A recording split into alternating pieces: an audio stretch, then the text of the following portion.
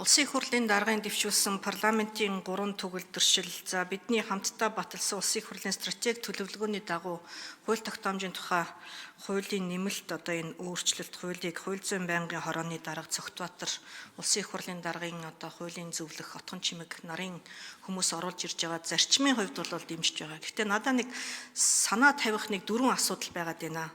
За нэг нь болохоор хуулийн 27-гийн 2-ын 3-т буюу албан татвар төлбөр хураамж тогтоосон харилцааг зөвхөн хуулиар буюу улсын их хурлаар зохицуулна гэдэг заалт маань хэрэгжих боломжтой юу үгүй юу, бүх хураамж, бүх төлбөр, бүх татварыг улсын их хурлаар хилцэн гэхлээр эргээд нөгөө бусад цаг хугацааны хувьд ч тэр ер нь бодиттой биелэх боломжтой юу үгүй юу. За төсөв дагаж орж ирж байгаа хуулиудыг хязгаарлаж байгаа нь яг цаашид бидний хувьд ковид шиг юм онцгой нөхцөл байдал битгий үүсээсэ гэдэг үүднээс магадгүй зогсоож болно. Гэхдээ онцгой нөхцөл үүслэх гэхэд яалтчгүй төсвийг бас дагуулад орж ирж байгаа онцгой хуулиуд байдаг. Энэ маань бас эргээд хэрэгжих хэрэгжихгүй буцаад чөдөр тушаа болчихгүй гэсэн ийм болгоомжлол байна. За гурав дахь нь болохоор энэ анхдагч болон салбарын хуулиудыг засгийн газрын санал засгийн газар ер нь энийг л хариуцна гэдэг байсан маань эргээд 126 гишүүнтэй болцсон гишүүн болгон салбарын асуудлыг өргөн барьж болдог ярьдаг болох нь өөрөө эргээд бас эрсдэл үүсгдэг юм аа гэдгийг бас онцолж хэлэх гэсэн юм аа. Улсын их хурлын чуулганы дэгийн тухай хуулийн дээр альва ерөнхийлөгчөөс улсын их хурлын гишүүдээс өргөн барьсан байгаа хууль тогтоомж дээр засгийн газар санал дүгнэлтийг гаргадаг. Хэрвээ дэмжээгүй болвол дэмжээгүй энэ саналаа улсын их хурлын чуулганы нэгдсэн хуралдаанд 10 минутын дотор хууль зүйн асуудалд эрхэлсэн засгийн газрын гишүүн танилцуулнаа гэд орцсон байгаа. Тэгэхээр альва хууль улсын их хурлын гишүүн байна уу, ерөнхийлөгч байна уу орж ирж байгаа санаачилсан хуулийг хилцэх эсэх тэр процесс дээр хэрвээ засгийн газар дэмжээгүй бол заавал 10 минутын хугацаанд энэ асуудлыг сонсдог баймаар байна. Ягаад гэвэл яалтчгүй татвар гэдэг юм уу, халамж гэдэг юм уу, тэтгэврийн энэ асуудал гэдэг юм уу, тухайлсан асуудлууд дээр яахын аргагүй салбарын санал бол маш чухал байдаг. Энэ бол эргээд системийн хэмжээнд догтлол үүсгэх хэмжээний хуулиуд ч гэсэн урд өмнө засгийн газар дэмжээгүй ч гэсэн гишүүдийн хамтын шийдвэрээр өөрчлөлт ороод явж исэн тохиолдлууд маш их байгаа. За эцэст нь бас нэг миний санаа зовоод байгаа асуудал болохоор энэ хууль хэрэгжихгүй байгаа дээр бид нар яах вэ? Монголын хууль 3 хоногт гэдэг энэ хиллэг бол миний ойлголтоор анх хууль батлагдангууд өртөөчлөн Монгол улсын бүх үнцэгт хүрдэг байсан 3 хоногт багтаагаад хүрдэг байсан гэж бараг Чингис хааны үеийн л тийм хиллэг байдаг гэж ойлгодог. Гэтэл одоо бол хууль гаргалаа 3 хоног хэрэгжээл байхгүй хэрэгжилтэнд байдаггүй гэдэг ийм ойлголттой болчиход байна шүү дээ. Тэгэхээр яг энэ хууль хэрэгжүүлэхгүй байгаа хуулийн хэрэгжилтийг бид нар хяналаа гэхэд зүгээр хэрэгжүүлэх чиглэл өгөөл орхичдаг.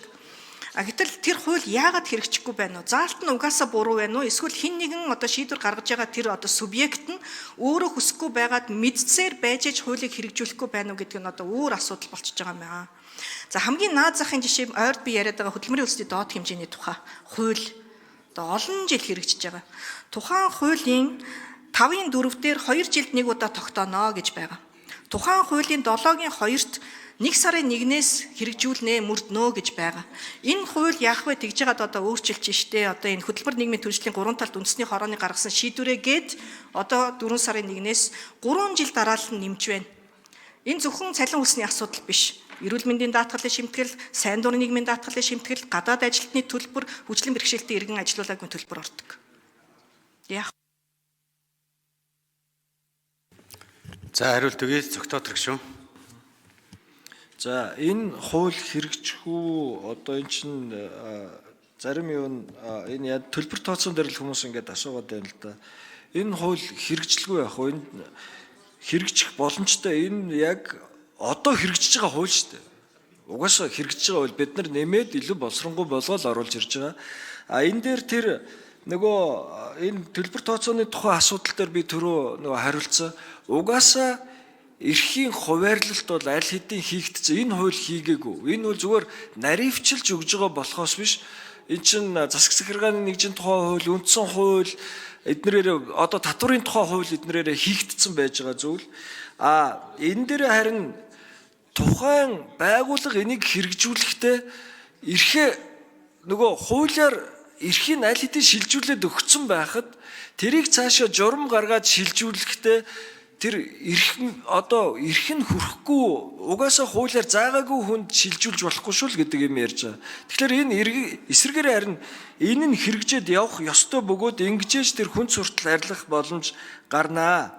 Энэ салбарын гишүүн болгон салбар болгон дээр гишүүн болгон санал ингээд хууль гаргах боломж чинь хүндрүүлэх юм биш үү гэдэг. Гэхдээ үндсэн хуулиараа улсын их хурлын гишүүд засгийн газар ерөнхийлөгч хууль өргөн барих юутай байгаа шүү дээ, бүрэн эрхтэй. Тэрийг бол бид нар ямар нэгэн байдлаар энэ хуулиар л хязгаарлах боломж байхгүй.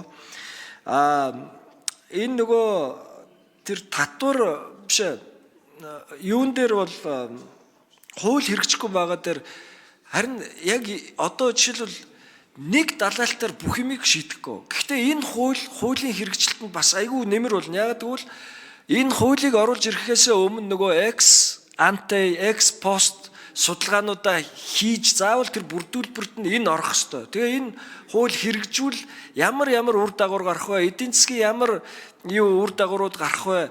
Аж ахуй нэгжүүдэд ямар ачаал ирэх вэ хүртэл энэ юмнуудаа судалгаануудаа хийжээж оруулж ирэх ёстой. Учраас энэ хуулиа одоо бид нар өөрөөр хэлбэл тийм болж байгаа учраас энэ хууль боддоор ингээ хэрэгжээд явах боломжтой гэж бодож байна. Манай ажлын хэсгээс өшөө нэмж хариулах юм байвал хариулчаарай.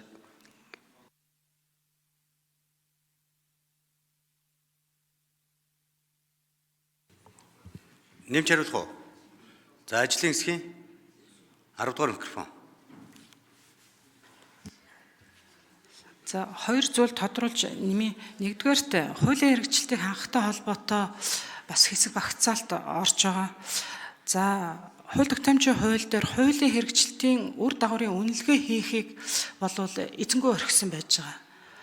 За энийг бол 3 субъектэд хуваарлж ингэж зааж өгч байгаа. За нэгдүгээрт бол улсын их хурл бол их хурл болон тэгийн хуультай холбоотой асуудлаа өөрсдөө үнэлнэ. Харьяа байгууллагууд нь холбогдох хуулиудаа үнэлнэ. За эрүүл эргийн захиргааны процессын хуулийг бол хууль зүйн үндэсний хүрээлэн үнэлнэ. Үүнээс бусдыг бол засгийн газар хэрэгжилтийг үнэлж тухайн судалгаагаа 5 жил тутам legal info дээр тавьж явах ёстой гэдэг маш нарийн ийм тодорхой заалт орж ирж байгаа. За дараа нь журамтай холбоотой заалт орж байгаа. Ер нь журам батлах эрх олгосон энэ заалтууд зарим тохиолдолд хэрэгжихгүй байна. Батлах гэсэн хугацаанд нь батлахгүй байна. За энэтэй холбогдуулаад хэрвээ журам батлах